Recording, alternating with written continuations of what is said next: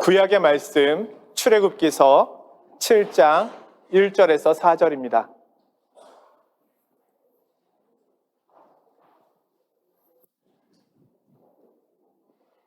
출애굽기서 7장 1절에서 4절 말씀을 제가 받들어 봉독하겠습니다. 여호와께서 모세에게 이르시되 볼지어다 내가 너를 바로에게 신같이 되게 하였은즉 내 형 아론은 내 대언자가 되리니 내가 내게 명령한 바를 너는 내 형 아론에게 말하고 그는 바로에게 말하여 그에게 이스라엘 자손을 그 땅에서 내보내게 할지니라.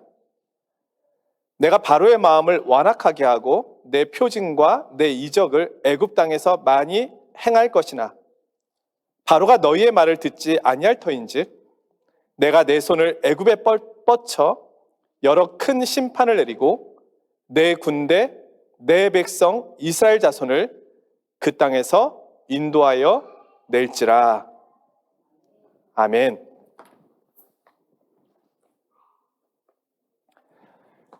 세계 최초로 금속 활자로 인쇄된 책이 있습니다.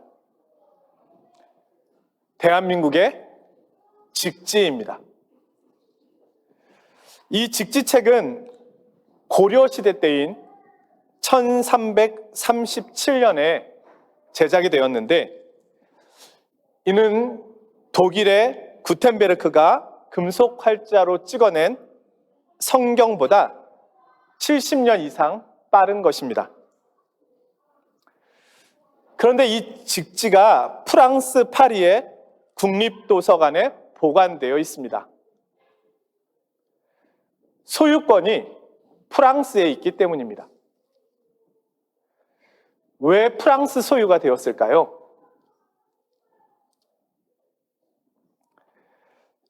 직지의 수집 경로가 정확하게 밝혀져 있지는 않지만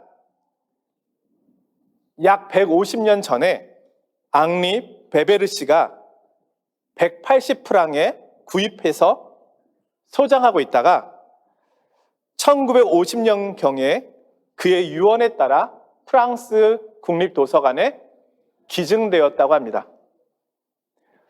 이는 빼앗아 온 것이 아니고 값을 주고 사온 것이기 때문에 우리의 것이라고 주장할 수가 없다고 합니다. 영수증을 내밀면 할 말이 없다는 겁니다. 소유권을 주장하려면 그에 대한 근거가 있어야 합니다. 이스라엘을 놓고 하나님과 파라오 간에 소유권 분쟁이 일어났습니다. 이스라엘은 누구의 것입니까? 영수증이나 계약서가 있어야죠. 파라오가 이스라엘을 값을 주고 산 적이 있습니까? 없습니다. 하나님께서 파라오에게 영수증을 요구하고 있습니다. 그들이 왜 너의 노예인가? 이스라엘은 노예로 팔린 적이 없는데 말입니다. 그런데도 파라오는 이스라엘을 자신의 소유인 노예처럼 부려먹었습니다. 그는 이스라엘에게 불법을 행하고 있었던 겁니다. 반면에 하나님께서는 히브리 민족에 대한 계약서를 갖고 계십니다. 하나님께서는 아브라함과 언약을 맺으셨습니다. 아브라함아, 내가 너의 후손을 가나안으로 인도하여 내고 그 땅을 너의 후손에게 주겠다. 아브라함은 그 약속을 믿고 가나안 땅에 막벨라 굴까지 돈을 주고 샀습니다. 가나안 땅 구입 영수증까지 가지고 있습니다. 그리고 아브라함의 그 계약서는 그리고 그 영수증은 이삭과 야곱에게 전달되었습니다. 그리고 애굽에서 죽은 요셉도 그 약속을 믿고 먼 훗날 하나님께서 가나안 땅으로 후손을 인도하여 내실 때 자신의 뼈를 가지고 가서 가나안에 장사하라고 유언을 남겼습니다. 하나님은 이제 이 약속을 지키려고 하십니다. 그들에게 가나안 땅을 주려고 하십니다. 물론 파라오는 이 약속을 모릅니다. 그렇다고 해도 파라오가 이스라엘 백성을 노예로 부릴 권리를 갖고 있지는 않습니다. 그는 아브라함의 후손들입니다. 그런데 파라오 외에 문제가 또 하나 있습니다. 이스라엘 백성들도 출애굽에 대한 마음이 별로 없습니다. 아브라함의 후손이었음에도 불구하고 400년이라고 하는 애굽 생활을 통해서 자신들이 하나님의 백성이라는 사실을 잊어버리고 살아왔습니다. 그들은 파라오로부터 노예의 대접을 받으면서도 고통 중에 부르짖고 있음에도 불구하고 파라오로부터의 구원받은 삶과 다른 어떤 계획도 어떤 꿈도 꾸고 있지 못합니다. 그런데 하나님께서 모세를 통하여 이들에게 말씀하고 계시는 겁니다. 여기 아브라함과 조상들과 맺은 계약서가 있다. 너희는 아브라함의 후손들이다. 그리고 너희는 나의 백성이다. 내가 너희에게 가나안 땅을 주려고 한다. 너희는 가나안 땅에서 살게 될 것이다. 너희가 그 땅의 주인이 될 것이다. 모세와 아론은 파라오와 이스라엘 백성을 다 설득해야 했습니다. 그러나 여전히 파라오는 설득되지 않았습니다. 이스라엘 민족을 하나님께 내줄 수 없다는 겁니다. 결국 이 소유권 분쟁은 힘의 대결로 갑니다. 하나님은 파라오 왕에게 전쟁을 선포하십니다. 내 백성을 내놓을 때까지 싸우겠다고 하시는 겁니다. 파라오는 무식하면 용감하다고 하나님과 싸우기로 마음을 먹습니다. 그런데 오늘 우리가 왜 지금부터 약 3,500년 전에 있었던 파라오와 하나님과의 전쟁에 관심을 가져야 할까요? 왜 출애굽기 말씀에 관심을 가져야 할까요? 하나님께서 이스라엘을 애굽으로부터 해방시켜 주시는 이 모습을 통해서 오늘 우리의 구원의 모습을 볼 수 있기 때문입니다.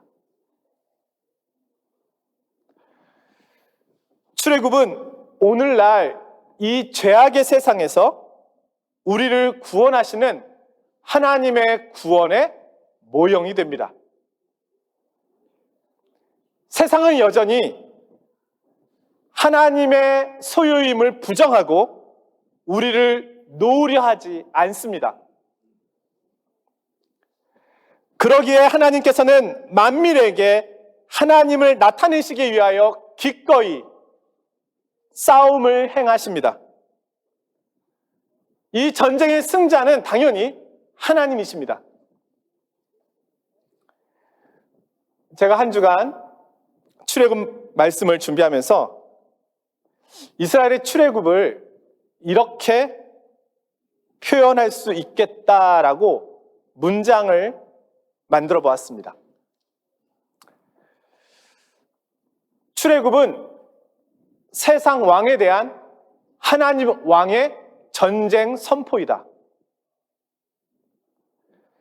출애굽은 세상 나라에 대한 하나님 나라의 전쟁 선포이다. 전쟁이라고 말씀드리니까 좀 불편하신데 우리의 구원을 설명함에 있어서 이 표현이 적절하기 때문에 사용하고 있습니다. 창세기에서 인간은 하나님의 형상으로 지음받았습니다. 그런데 마귀의 속임수로 인해서 인간은 하나님을 떠나 마귀에게 속하게 되었습니다. 원래 하나님의 것이었는데 사탄이 자신의 것이라고 소유권을 주장하기에 이른 것입니다. 하나님은 우리를 되찾아오려고 하십니다. 그러기에 이 전쟁은 필연적입니다. 이 전쟁은 사탄이 하나님 앞에 완전히 패하여 불못에 던져질 때까지 계속될 것입니다.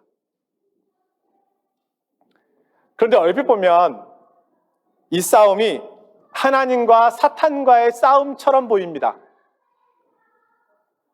근데 실제로는 그렇지 않습니다. 사탄은 신이 아니라 피조물입니다. 오직 하나님만이 스스로 계신 유일한 신이십니다. 인간의 생명과 화와 복과 죽음을 주장하시는 분은 오직 하나님 한 분뿐이십니다. 사탄이 이것을 주장할 수 없습니다. 하나님은 악을 통제하실 수 있습니다. 악의 힘도 하나님의 권세 아래 있습니다. 주님께서 사탄을 꾸짖으시면 사탄은 도망갑니다. 쫓겨납니다. 그런데도 이 영적 싸움이 하나님과 사탄의 대결로 보이는 이유는 사탄이 가지고 있는 권세 때문입니다. 그가 가지고 있는 권세는 죄의 권세입니다. 사탄이 가진 죄의 권세는 아주 강합니다. 이 권세는 인간으로 하여금 거룩하신 하나님을 떠나게 만듭니다. 하나님과 사귐을 갖지 못하도록 만듭니다. 인간은 공고하고 외로울 뿐만 아니라 죄의 심판까지 받게 됩니다. 그런데 이 사탄이 가진 이 무시무시한 죄의 권세의 출발점이 아이러니하게도 거룩하신 하나님의 율법입니다. 사탄은 그런 면에서 율법학자이며 바리새인과 같은 부류라고 할 수 있습니다. 하나님께서 주신 거룩하신 율법은 우리가 지켰을 때는 복이 되지만 지키지 못했을 때는 무시무시한 심판이 됩니다. 사탄은 하나님의 율법을 가지고 찾아와서 우리가 숨을 쉬지 못할 정도로 정죄합니다. 너 잘못했지? 틀렸잖아. 너 죄 지었지? 혼나야지. 하나님께 가서는 이 죄를 폭로합니다. 그러기에 마치 사단이 힘이 센 것처럼 보입니다. 하지만 실제로는 율법이 힘이 센 것입니다. 율법의 정죄가 사탄의 힘입니다. 율법은 선합니다. 거룩합니다. 그러나 율법을 어겼을 때는 무서운 심판이 있습니다. 성경은 인류가 이토록 신음하고 고통 중에 있는 이유는 이 죄의 권세 때문이라고 말합니다. 마치 이스라엘 백성들이 파라오 밑에서 신음하며 고통 중에 부르짖었던 것처럼 온 인류는 사탄이 고발하고 있는 율법의 정죄 아래서 신음하고 있는 것입니다. 예수님은 우리를 이 율법의 정죄와 심판으로부터 구원하여 주시기 위하여 오셨습니다. 구약의 출애굽은 신약에서 예수님께서 행하시는 영적 출애굽의 모습으로 나타납니다. 이 내용을 소유권 전쟁으로 표현해 보려 합니다. 예수님께서 요한복음 8장에서 스스로 자유인이라고 말하는 유대인들에게 말씀하십니다. 죄를 범하는 자마다 죄의 종이다. 44절에 이어서 말씀하시는데요. 너희는 너희 아비 마귀에게서 났으니 너희 아비의 욕심대로 너희도 행하고자 하느니라. 그는 처음부터 살인한 자요 진리가 그 속에 없으므로 진리에 서지 못하고 거짓을 말할 때마다 제 것으로 말하나니 이는 그가 거짓말쟁이요 거짓의 아비가 되었습니다. 마치 히브리 노예들이 파라오의 권세 아래서 종이 되었던 것처럼 주님은 우리가 죄의 종이며 마귀의 자녀라고 말씀하십니다. 이 말씀은 우리에게 죄를 짓지 않을 자유가 없다는 것을 의미합니다. 제가 우리 성도님들께 우리에게 죄를 짓지 않을 자유가 있습니까? 라고 묻는다면,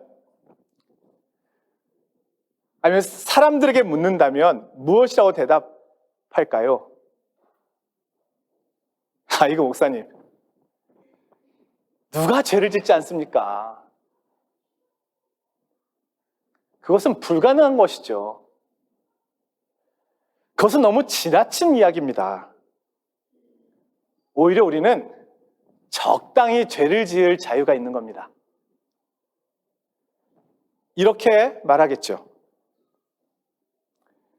성경은 우리가 죄를 짓는 이유는 죄의 종이기 때문이라는 겁니다. 순수하고 맑은 우리 아기들을 보십시오. 이 아기들도 죄를 짓습니다. 단지 죄의 범위가 좁을 뿐이죠. 이 아이들이 커가면서 죄의 범위가 넓어질 것입니다. 저와 여러분들도 그러셨잖아요.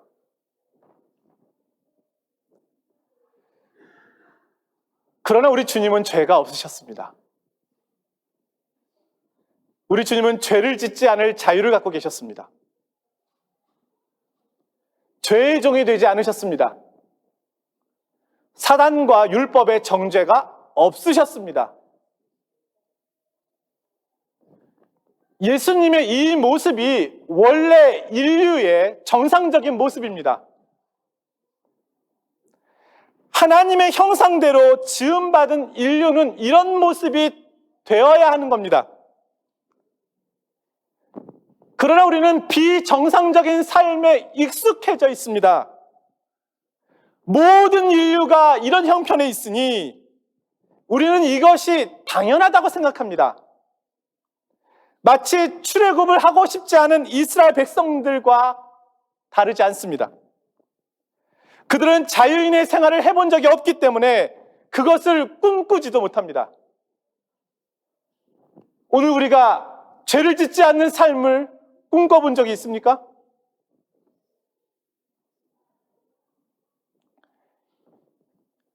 예수님은 모세처럼 우리를 구원하기 위하여 하나님 앞에 서셨습니다. 마귀 앞에 서신 것이 아닙니다. 율법의 정죄와 심판 앞에 서신 것입니다. 예수님께서 율법을 향하여 선언하십니다. 내 백성을 내놓아라. 율법이 말합니다.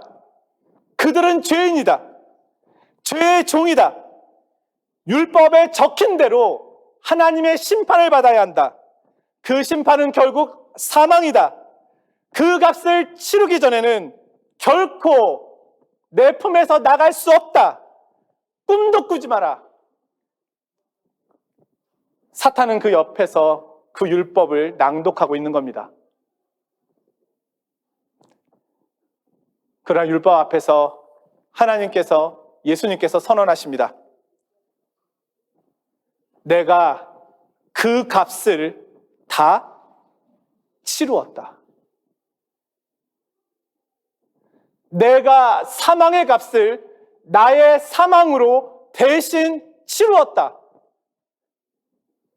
값을 치루었으니 이제 그들은 나의 소유이다. 더 이상 율법이 정죄할 수 없다. 요한계시록 5장 9절에서 이렇게 말씀합니다. 일찍이 죽임을 당하사 각 족속과 방언과 백성과 나라 가운데서 사람들을 피로 사서 하나님께 드리시고, 주님은 자신의 피로, 자신의 생명으로 우리를 사서 하나님께 드림으로 우리를 율법의 정죄와 심판에서 건져내셨습니다. 예수 그리스도께서 십자가에서 돌아가시고 부활 승천하셨을 때 하늘에서 일어난 일을 요한계시록 12장에서 이렇게 말씀합니다. 큰 용이 내쫓기니 옛뱀 곧 마귀라고도 하고 사탄이라고도 하며 온 천하를 꿰는 자라. 그가 땅으로 내쫓기니 그의 사자들도 그와 함께 내쫓기니라. 예수님의 십자가와 부활은 마귀의 모든 무기들을 빼앗아 버리고 무장해제시켜 버렸습니다. 사탄은 치명적인 상처를 입고 하늘에서 땅으로 떨어진 것으로 묘사되어 있습니다. 사탄의 모든 권세가 무너졌습니다. 더 이상 율법의 정죄와 심판이 없습니다. 우리는 하나님의 소유가 되었습니다. 하나님의 백성이 되었습니다. 율법의 저주가 아닌 율법의 복이 이제 우리에게 임하게 된 것입니다. 그러나 사탄은 우리를 속이고 다시 율법책을 들고 찾아옵니다. 너 아직 죄의 종이야. 죄 지었잖아. 그렇다면 율법의 정죄와 심판을 받아야지. 그때 우리는 어떻게 해야 할까요? 그리스도인은 어떻게 반응해야 합니까? 한 주간의 삶의 자리에서 죄 가운데 살았던 저와 여러분은 이 질문 앞에 어떻게 대답해야 합니까?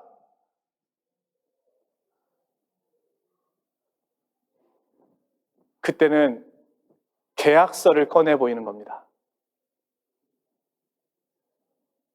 누가복음 22장 20절에 말씀합니다. 이 잔은 내 피로 세우는 새 언약이니 곧 너희를 위하여 붓는 것이라. 로마서 8장 1절에 말씀합니다. 그러므로 이제 그리스도 예수 안에 있는 자에게는 결코 정죄함이 없나니 이는 그리스도 예수 안에 있는 생명의 성령의 법이 죄와 사망의 법에서 너를 해방하였음이라. 우리는 우리를 속이려 드는 사탄을 대적할 수 있습니다. 너 도대체 어느 별에서 왔어? 예수님의 십자가와 부활을 아직도 몰라? 예수님께서 나의 모든 죄값을 치르셨잖아. 나는 믿는다.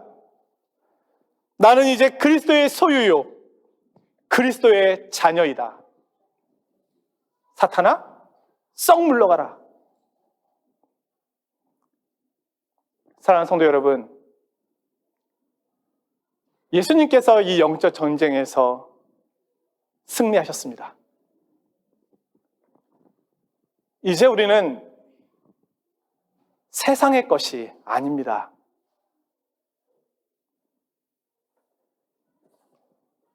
우리는 하나님의 것입니다. 우리는 죄의 권세 아래 있지 않습니다. 그리스도의 은혜 아래 있습니다. 우리는 하나님의 택하신 족속이요, 왕 같은 제사장이며 그의 소유된 백성입니다. 예수 그리스도를 믿는 저와 여러분은 예수 그리스도의 새 언약의 계약서를 가지고 있습니다. 나를 정죄하러 오는 마귀를 향하여 우리는 외쳐야 하겠습니다. 나는 예수 그리스도의 십자가와 부활을 믿는다. 나에게는 죄를 짓지 않을 자유가 있다. 나에게는 하나님을 예배할 자유가 있다. 율법의 정죄 대신 이제 복을 받을 자유가 있다. 나는 하나님의 백성이요 그의 기르시는 양이며 그의 자녀이다. 기도하겠습니다.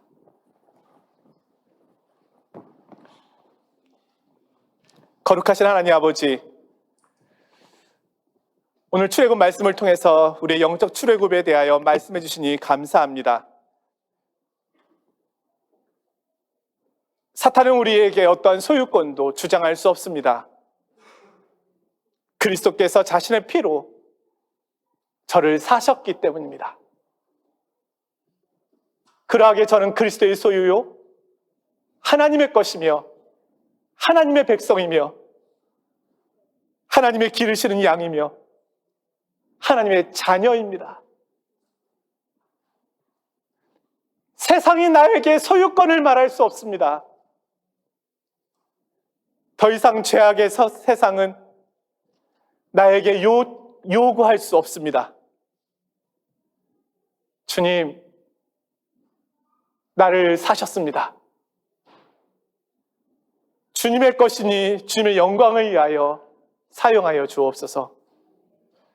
주님의 것이니 주님을 위하여 살게 하여 주옵소서.